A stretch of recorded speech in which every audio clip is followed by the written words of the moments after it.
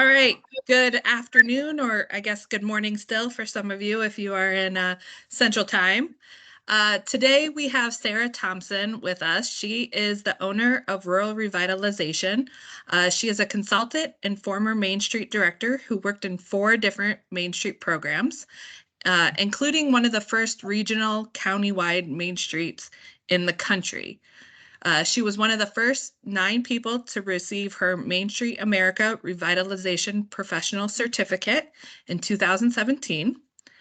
Together with her peer and friend, Derek Lumsden, who we heard from a couple weeks ago, they have a YouTube channel called Destination Diaries, in which they highlight businesses throughout the state of Iowa that are unique or doing something positive in their communities.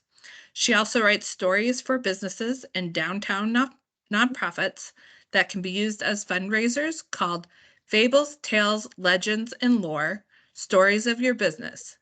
She has a passion for placemaking, marketing, and historic preservation. Sarah is also on the Governor's Empower Rural Iowa Task Force. She's on the Invest Task Force, which is dedicated to entrepreneurship and housing.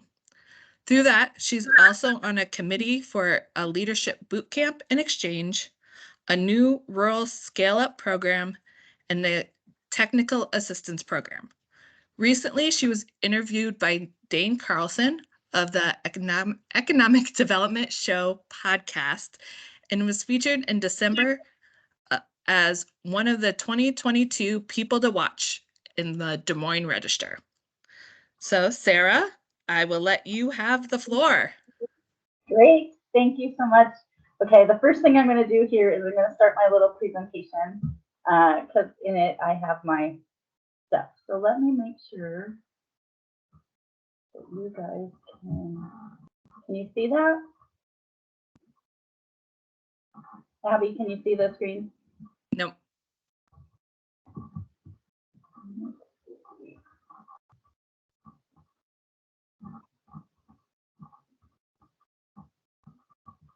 Okay, so now can you? Nope.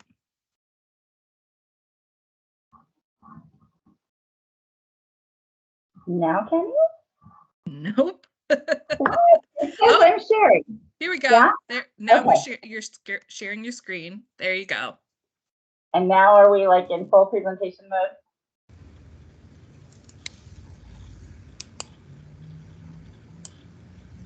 Can you see it?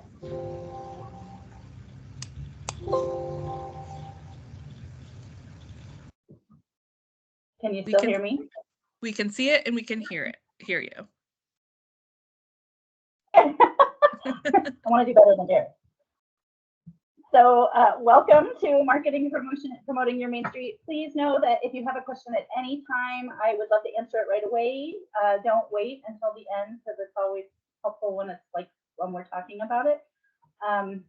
So feel free to raise your hand. Abby will see it and let me know when I need to answer a question. All right, so we'll start here. My story. So I started out in Story City, Iowa in 2007 as a tourism and events coordinator for the Main Street program there. And what's interesting is Abby was also, she had her first start in Story City. We weren't ever there at the same time, but we know all the same people kind of. And so that's fun. I started out, like I said, in tourism and booking all the tours, marketing for our Main Street program.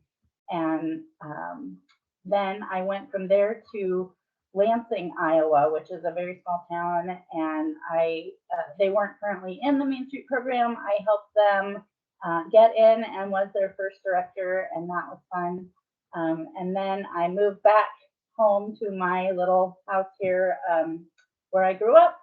And I took a job with Hamilton County Seed, and Seed stood for Support and Enriching Economic Development, which was very confusing, but it was the very first countywide Main Street program that started back in 1991.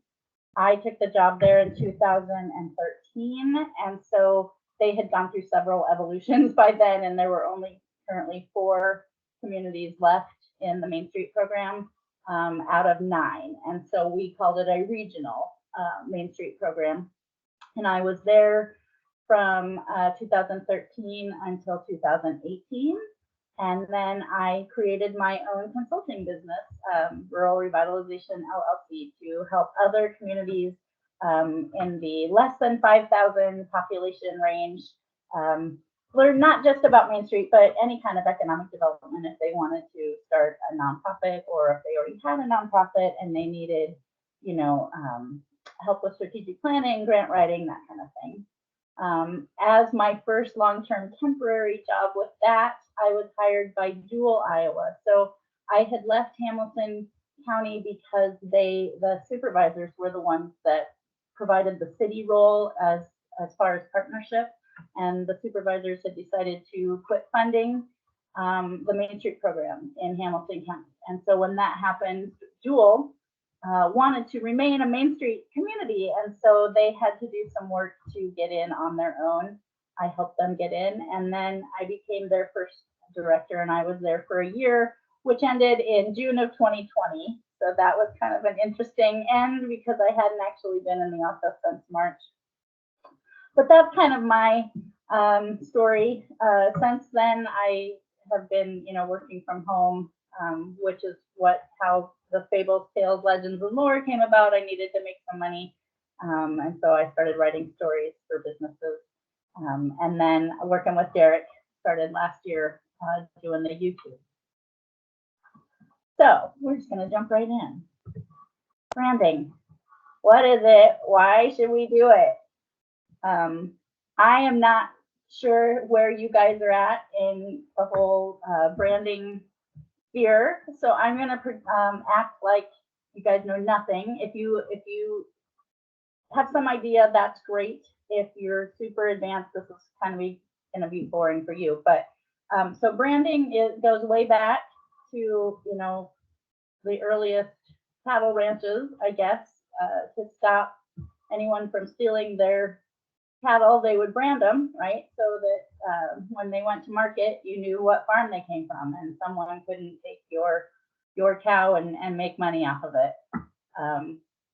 Today, it's a little bit more than that. So not only is branding about this is who we are, this is what we want, it is how others perceive you. So your brand isn't necessarily what you think your brand is, it's what the perception of people coming into your community is. That's what your brand really is. So you have to make an effort to find out what people are already saying about your community, what they think your community is like. Is this a cute, quaint community? Is this people don't want to come to this community? Is this they're really good at having art community, or they're more of a closed community, they're not as friendly? What do people say about your community? You need to find that out first, and then you need to talk about what do you want people to be saying about your community. And so that's kind of the idea behind branding. So it is all about the perception of your downtown organization, your downtown community, however you want to call it. So when people think of branding, they think of logos first and foremost. And how often should we change our logos, right? So if you are starting out and you have no brand whatsoever, the first thing you need to do is talk to different people and find out, like what people think about your community, and then what you want to do from that. Is there someone in your community that already does logos and fonts and all of the things that go with branding? Or do you need to go outside? Do you need to talk to the state staff like Abby and find out who would be a good person to come in? Sorry, I'm going to go back to here because that one's getting confusing. And so you need to find people from your local community, or someone who can work with you to talk about what your brand should be, what your color scheme should be. So often people choose the same colors as their local high school or whatever their mascot is for their school, and then just keep that going downtown. That's okay if that's what you want to do, but it doesn't have to be the same. You can brand your community however you want to brand your community. And then once you have a brand, how often should you change it, right? So if you look at Pepsi here, they have changed it quite a bit since 1998, but it's not consistent. It's not every 5 years. It's not every 10 years. In 2003, they did it, and then they did it again in 2006. And so it's just based on what you guys feel. If you need a refresh on your logo, but certainly feel comfortable with changing it up every few years and making it very similar, but a little bit different. So people recognize it again and they're like, oh, I see it. Sometimes it doesn't always work. We have a local business around here, and I don't know if you have it in Indiana, but the Casey's, and they just redid their logos, and everybody around here doesn't like it. Well, you know, they're going to stick with it for a while, and that's okay. Sometimes it doesn't go perfect, but you have to keep working on it. It's not just the logos, though. It is the fonts, the colors, the continuity, the familiarity that it inspires.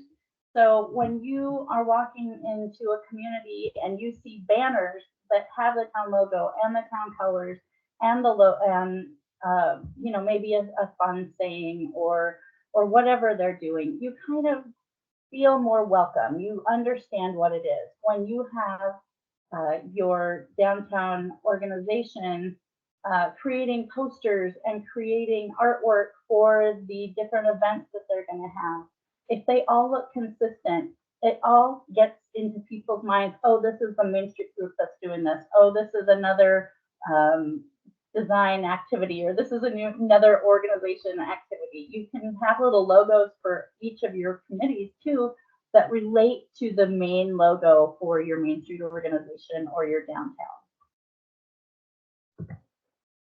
So when we did our rebranding, when I was at Hamilton County Seed, so it was Hamilton County Seed, and like I said, it was support for enriching economic development, which whenever I went to a conference or something similar, I would say I was from Hamilton County Seed, and the first thing I got is, do you work for a seed company? Well, no. And then I would have to explain it. So one of the reasons that we chose to rebrand in 2015 was because it was confusing, and we weren't getting the respect we deserved as an organization because people didn't really know who we were. So we rebranded as Hamilton Hometowns. We were 4 communities working together. And then in each of those communities, they got their own set of logos. So at the bottom here, you can see there's Jade, which is Jewel Area Development Enterprise, and Jade Foundation, which was, so they had a 501c6 and a 501c3. So they kind of could cover all the bases. SCDC was the Stratford Community Development Corporation. And then Stanhope Development was from Stanhope. And for some reason, I couldn't find Ellsworth's logos, but they also got logos. And so these were each of the individual communities, but then together we were Hamilton Hometowns. And so that was a great way for the 4 of us, the 4 communities, to work together and partner. And then their logos matched, but they also had their own individuality. Once you have those logos, and then you can use them a million different ways. So if you can see on here, we use them. This is from Jewel, and this hidden gems down here is for any historic preservation activity we did. We would use the hidden gems logo, and if people could see, oh, this is going to be historic preservation. This will be fun. The other one that's on the screen here is window cling. So wherever it's dark there, that is actually clear, and then that just sticks onto the window. So anyone who was a partner of Jewel Main Street would get that for their window. And then we marketed together through our regional partnership. So this Hamilton Hometowns, you can see at the top of the sign there. And then, so this was actually in Stanhope. This picture is actually in Stanhope.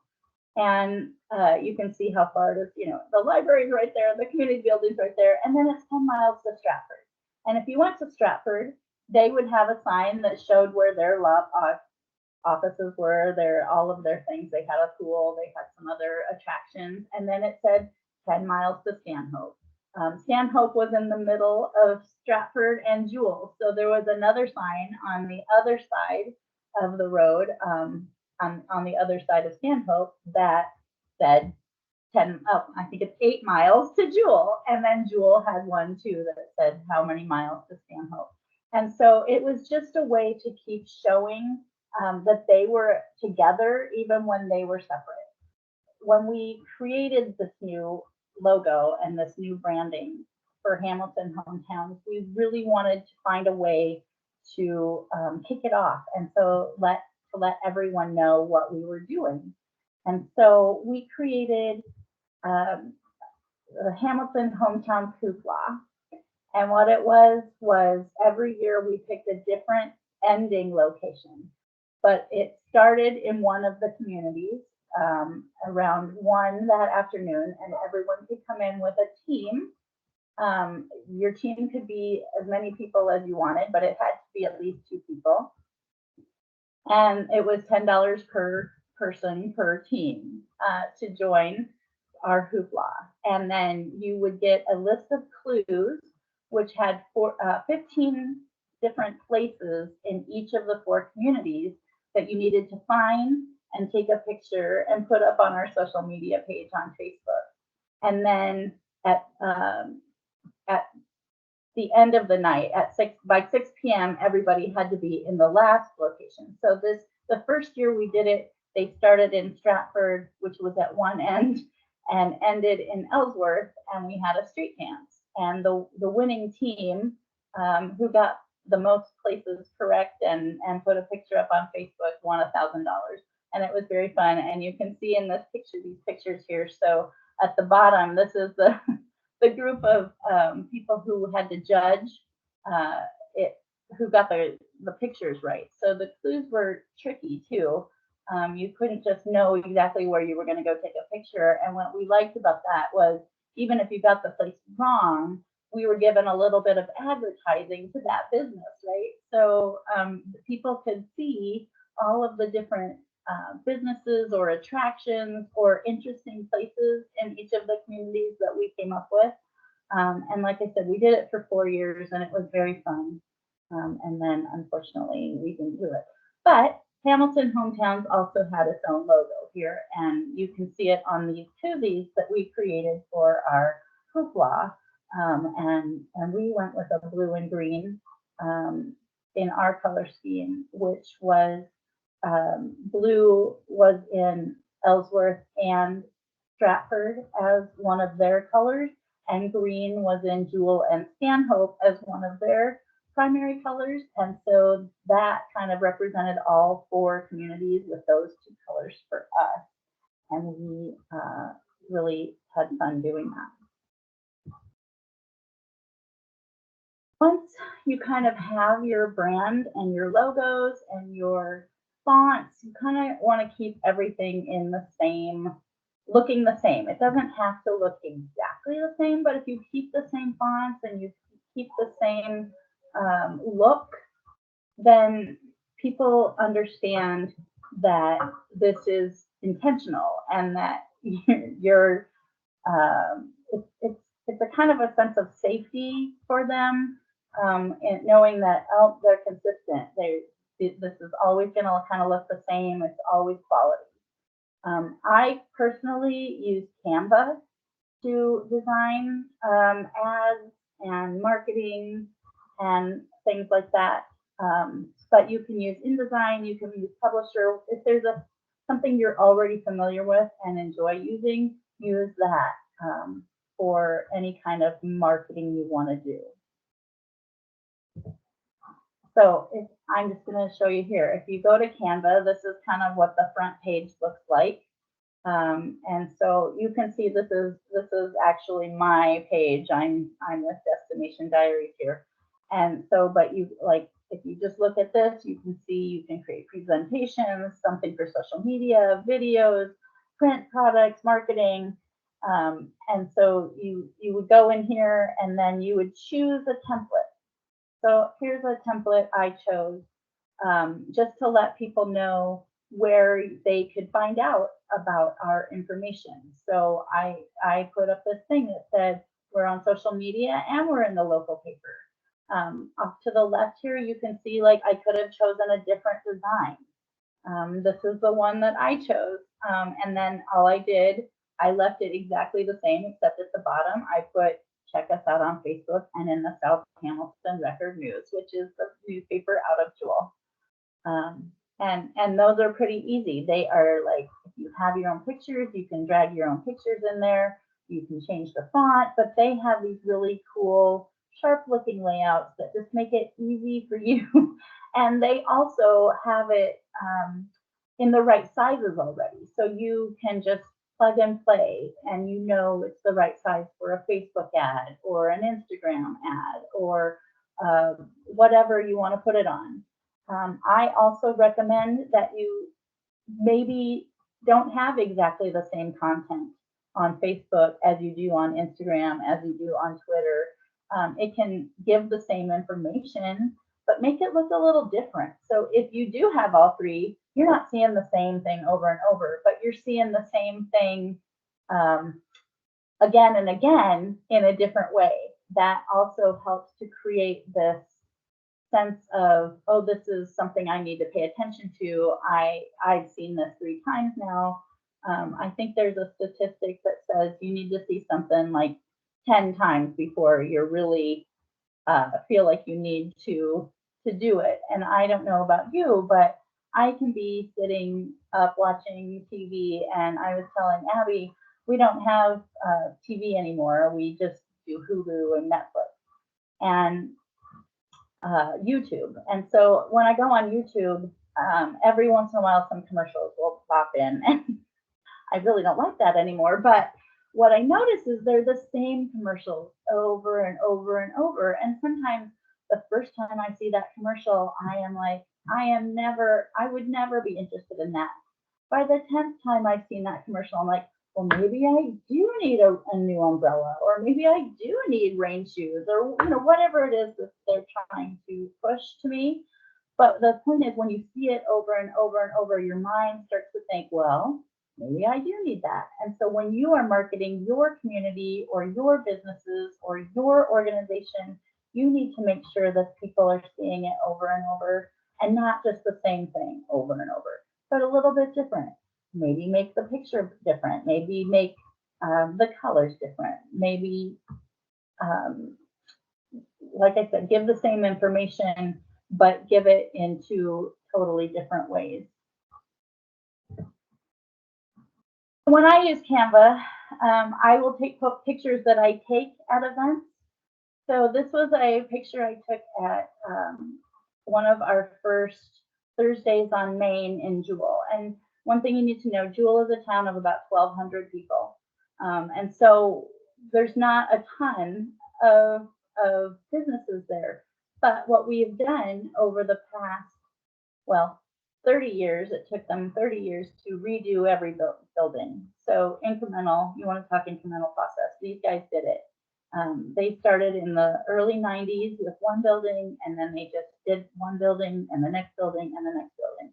And now they have this cute little area, it's called Waterworks Park. It's right in front of their water treatment plant, but it's on Main Street. And so they decided to do these Thursdays on Main. And so I got this picture, and then I cropped it so that it looked like this. And then I took it to Canva and I created this poster. And you can see on here, where the picture was. And then I have the relevant information here. But then at the bottom here, I know you guys probably are used to doing this now too, but just in case you're not, I have the 3 logos. So this is the dual Main Street logo. We always have to have Main Street Iowa and Main Street America. And this is important because you're not just marketing your organization when you say you're a Main Street community. You are highlighting and promoting Main Street Indiana and Main Street America just as much. It's a shared process of we all keep each other at a high level of visibility, but also we're proud of all of the different entities, and so we want to make sure that we say, hey, we are proudly part of Main Street Indiana, and Main Street Indiana is very proud to be part of Main Street America, and your community is very proud to be part of Main Street Indiana in whatever capacity you are.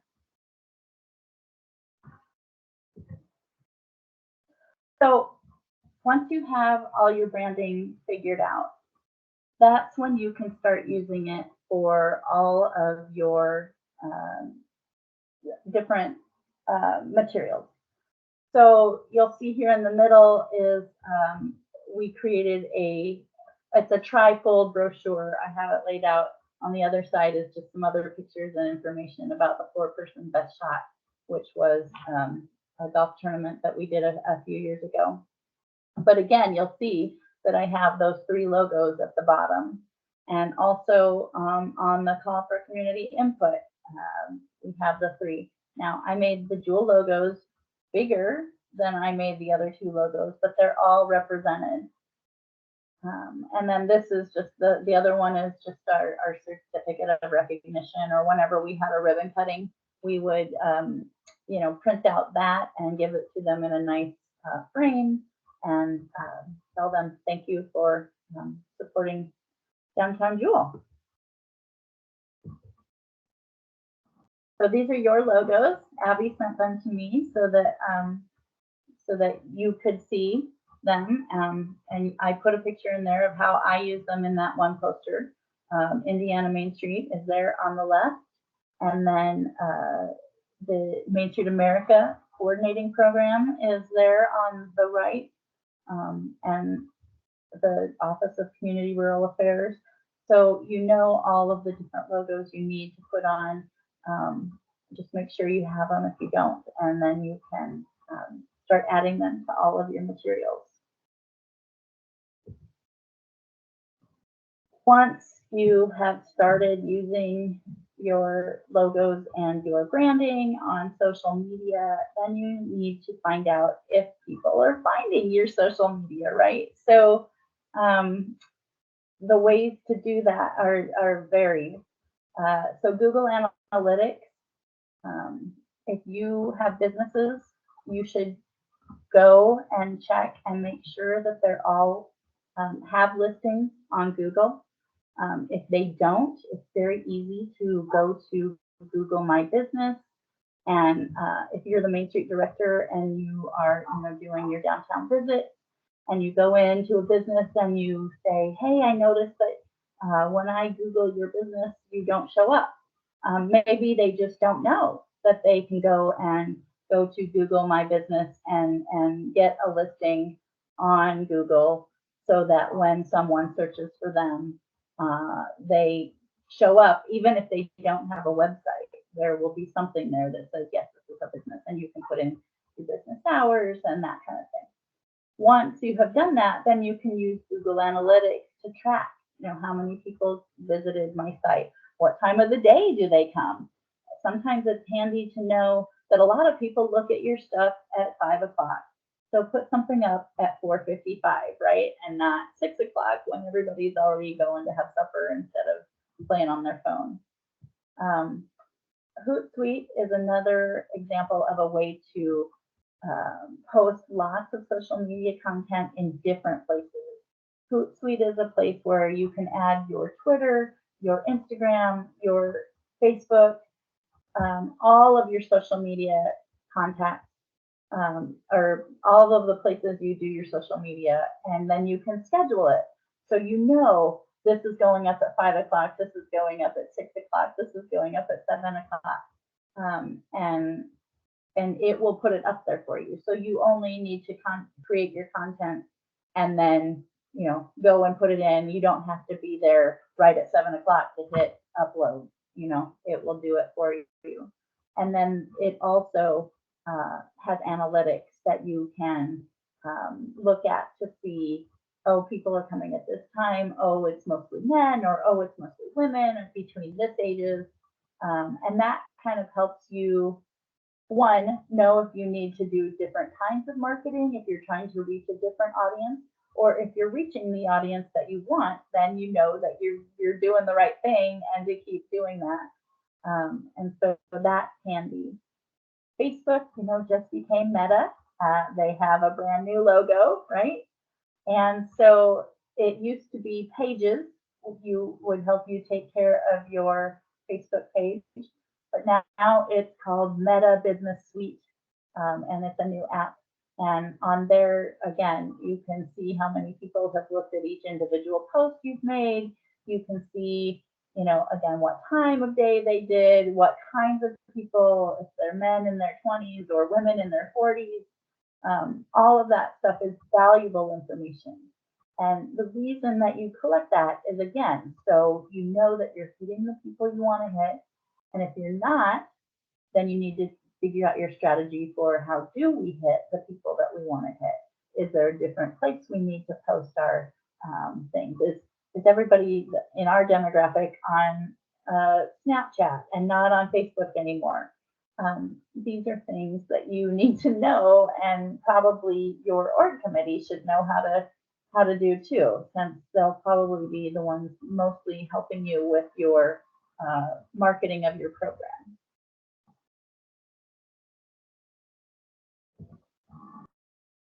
All right, and then the rule of thumb for social media marketing. 30%. This is kind of my own rule of thumb. I have been told this, but I also use it myself. So 30% of what you put on your Facebook page should be about your organization, or your, what your design committee is doing, what your org committee is doing, what your promotions committee is doing, what the board's doing, anything like that. 30% should be other businesses, what they're doing, if they have something coming up for the public that is interesting or that could be helpful to a lot of people, put that up, or fun statistics or historical picture of the downtown or something like that. 30%, just do something for fun, cute memes or a cat, poster or whatever. And then 10% should be like a call to action or some sort of fundraising, like please come support the JCs, or please come support, whatever, some sort of call to action. When you're thinking about some of these other fun things to do when it's not your own content, one of the things that I did when I was with Hamilton Hometowns is on Wednesdays I would be in Stanhope, and every morning in Stanhope, at the community center, they had a group of ladies, 60 plus, I'll say, and they would come for coffee every morning at 10. From 10 to 11, it was coffee.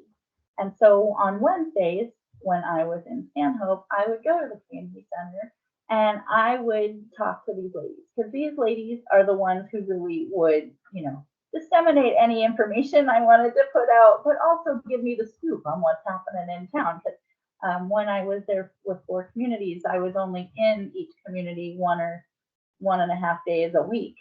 And so it was really valuable information, to get from these people, things that maybe others wouldn't tell me, kind of the gossip group. And so on Wednesdays, I would put up on our Facebook page the coffee ladies and what the coffee ladies were talking about. And I would just take a picture of them and put it up. And those were the most popular Facebook posts we had. There would be people who, that was their grandma. They hadn't lived in this area for, 20 years, but their grandma was on Facebook for the first time. And so there was always lots of comments. There was always lots of likes and shares. from people who lived in the community and who didn't live in the community. And so it was a really great way for me to get out information like, hey, I'm here with the coffee ladies in Stanhope. Stanhope's doing this this weekend, or we're having that, or this business is doing this. So it was a fun way.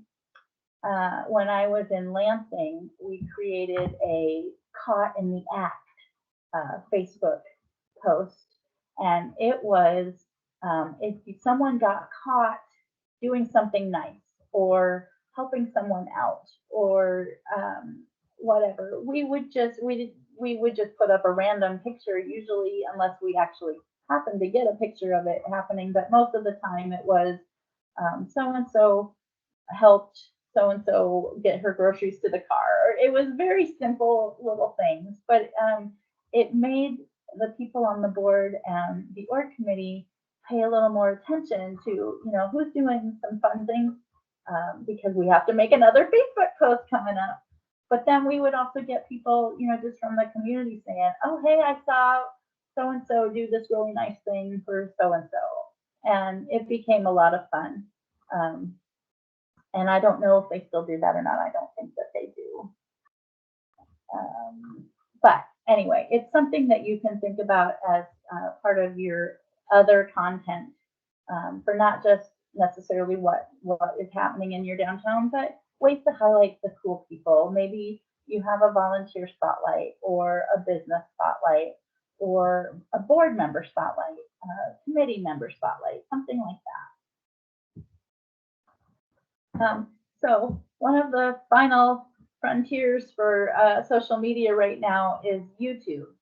And so Derek and I don't know if how many of you were at the presentation that Derek put on a couple weeks ago, but Derek Lumsden and I we're both Main Street directors in different communities. We are both currently not Main Street directors anymore. He has his own consulting business. I have my own consulting business. He's also in Jones County as their economic development director. But last summer we got together in Iowa. We have the downtown conference in August, and so we were there together and with all of our other Main Street peeps. And then the Main Street peeps had a dinner, and so Derek and I had to go for lunch on our own, and we were kind of talking about ways that we could get the word out about our respective consulting businesses. And he had been thinking about doing a YouTube channel. I had been thinking about doing a YouTube channel, and so we just kind of combined our ideas into a YouTube channel. And so we don't even really talk about our consulting businesses in this YouTube channel, except we have a graphic at the end that says, if you're interested in work Sarah does, or if you're interested in work Derek does, check us out on our websites and at our emails. But we do it because it's a way for us to market ourselves, and also highlight these other businesses that we feel are doing good things around Iowa. And so it's just a fun way to do it. When we first started talking about it, both of us are pretty okay being in front of the camera and doing. We kind of try to do a little shtick. We try to be fun and funny, and not everybody is comfortable with that. But again, we know that in order to market ourselves as consultants, market our businesses, we need to be out there and letting people know who we are and what we're capable of doing. And so this was just a way for us to do that. And so if you guys in your communities don't have YouTube channels, I highly recommend that you create one. And it could be just one of your committees that creates it. It could be the director, whoever, and then just take short little videos or videos like this with structural training, and put them on your YouTube page. It will be another way that people could maybe find you, find your organization, find your community when they are looking to plan a trip. One of the things that Abby had everybody do when they signed in was give their name, where they're from, and what the first thing they do is when they are getting ready to plan a trip. Someone put on their check my checking account, and I think that is exactly right. That's the first thing I do too. But the next thing I do is try to figure out where I want to go. Do I want to go someplace warm? Do I want to go someplace cold? That kind of thing. If I have an idea of where I'm going, then I might go and look. Do they have a Facebook page? Do they have a website? Do they have a YouTube page? What if I'm going to go visit there? What is there to do there? Or what if you get married and now you are going to your husband's or your wife's or your spouse's hometown, right? And you've never been there before. Well, now you can go and look it up and see, what kind of stores do they have there? What do they do there? Is it boring? Is it going to be fun? So when we did our Destination Diaries logo, we took a combination of his logo and my logo. So the green in our Destination Diaries logo is from me, and the blue is from him, and the pink is kind of a together. I have just a teeny tiny bit of pink in mine, but we both have these pink shirts, and so we use pink as a common color that we both can use. And that's kind of where I'm at. There's never a time that you're done branding, marketing. You will be using these things off and on for forever. I just saw that Batman is getting a new logo in July of 2022. So Batman's been around quite a bit, and like I showed you earlier, the Pepsi logos changed as well. So does anybody have any questions or comments? So Sarah, just a couple of things to add as you were speaking that I thought of. So Sarah, I don't know how many conferences you and I attended or things, but she was our photo person. She was always that person that we knew, okay, Sarah's going to take photos, so I don't have to. So make sure you have somebody, either a volunteer at events or when you come to community exchanges, hey, somebody's going to take photos and I can get them from them. We noticed when Sarah stopped coming to Main Street events, nobody was taking any photos.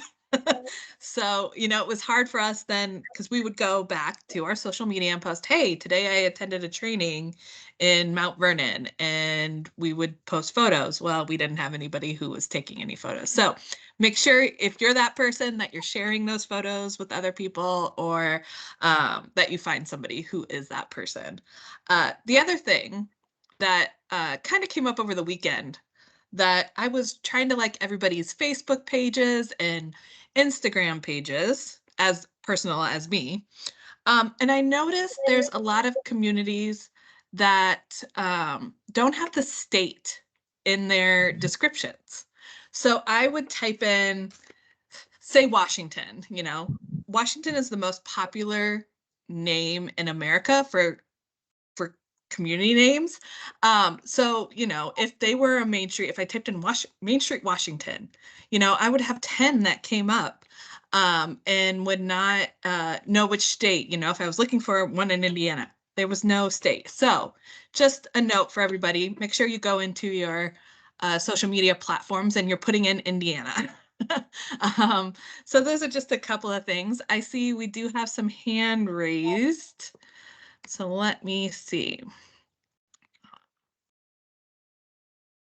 Thank you for bringing that up. Yes, definitely. Everybody needs to make sure when they're putting social media posts up that you say where you are, where the business is, what it is, because so many times I see help wanted or whatever, and you have to click through like 4 different places to find out where that business even is.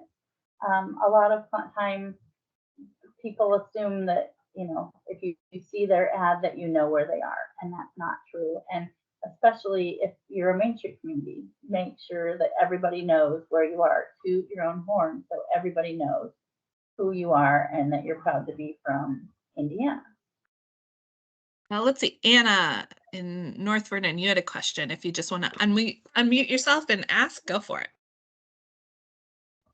Thanks. I just want to say thank you, Sarah, for your presentation. We are a brand new Indiana accredited Main Street, so this is like my first launch into all of this, so especially helpful for what we are kind of trying to do right now as far as wanting to know what people are saying about us and creating that brand as we're inviting people in.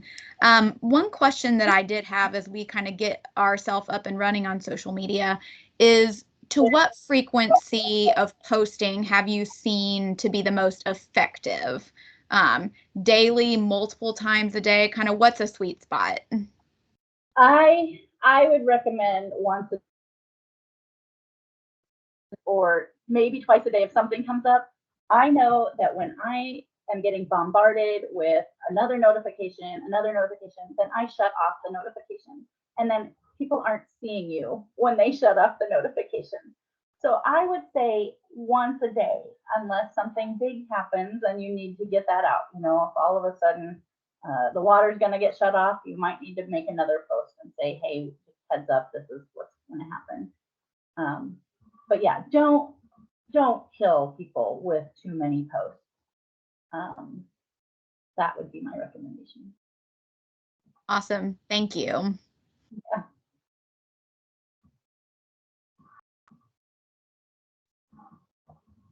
All right, I'm going to close out of this so that I can see everybody again. All right. Does anybody else have any questions?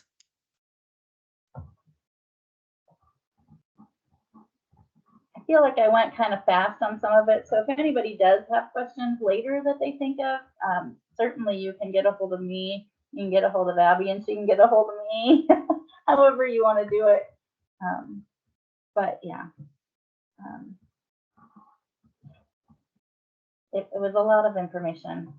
Mostly just if you're doing your marketing, you're one step ahead of a lot of communities that don't have anything up there.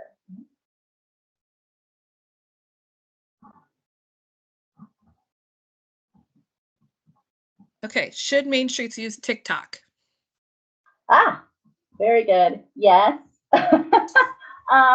I am not as familiar with TikTok, and so that doesn't naturally come into my brain. And one of the things that I am working on is how do I get more familiar with TikTok, because it is up and coming. That is a demographic of people that you're going to want to hit. They are the younger generation, younger than me. So generally, I would say if you really want to hit those, high schoolers to early 30 somethings, TikTok is definitely something you want to have a grasp on. And I know that there are ways to learn about TikTok. TikTok has a class called TikTok for Business. So, if you're a Main Street director looking for programming for your business improvement committee, you might want to see if you can bring someone in to teach your businesses on Main Street how to TikTok, how to do a YouTube channel, how to create social media. Anybody else have any questions?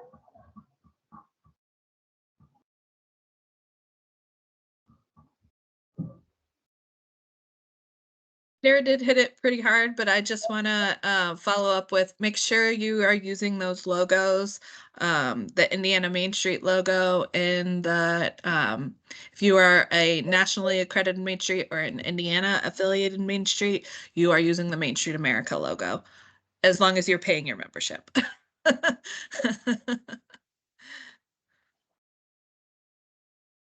Well, I think we can maybe get you out here a little early. I hope you all had a good lunch while you were listening to me. It's just getting noon here, so I'm going to go eat my lunch as soon as we're done. But I appreciate you guys having me on. And if you have any questions, like I said, later, let me know. Or if you need a consultant or, anything, I'm here. All right, everybody, thank you. This was recorded, so it will go up onto the Okra YouTube page within the next 24 hours. So if you want to share it with board members or anybody else who may have missed it, go for it. And our next webinar is on the April 27th at 10 a.m. Steve Kennedy from the Division of Historic Preservation and Archaeology will be talking about how to become a certified local government. So that's something the new standards are not sort of requiring as part of your preservation standards. So he's just going to talk about the process in Indiana, how to become a CLG. And so you might want to tune into that one. Other than that, we will talk to everybody later. Thank you. Thank you.